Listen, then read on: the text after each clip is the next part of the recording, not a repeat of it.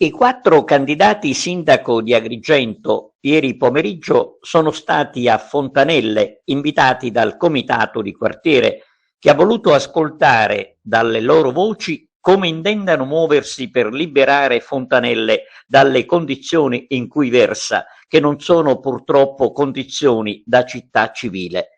Ai candidati è stato consegnato un volantino sul quale vengono indicate alcune richieste, tra cui quella di istituire un referente per il quartiere, delegato del sindaco.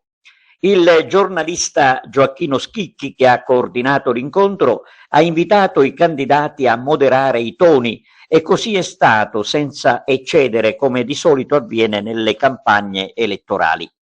Ascoltiamo la nostra intervista al presidente del comitato di quartiere Emanuele Montalbano. Fontanelle spera nel nuovo sindaco per voltare pagina e uscire dallo schifo in cui è lasciata dall'amministrazione precedente. Sì, noi oggi abbiamo voluto fortemente come comitato di quartiere Fontanelle Insieme questo evento di confronto con i candidati a sindaco, proprio perché crediamo che sia un'opportunità sia per i nostri abitanti sia per i candidati a sindaco.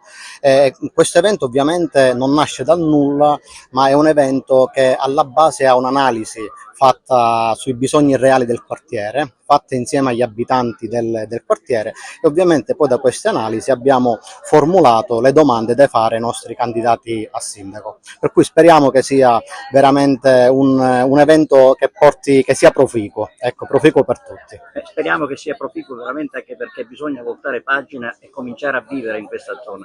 Sì, noi come diciamo sempre, diamo sempre la disponibilità a qualsiasi tipo di amministrazione, qualsiasi sia il colore politico, per cui diamo sempre disponibilità alla collaborazione, al confronto, e diamo sempre una mano per riuscire anche a dare un senso progettuale a quello che l'amministrazione vuole fare all'interno del nostro quartiere. È chiaro che un sindaco non ha un colore politico, per cui bisognerà cominciare a lavorare.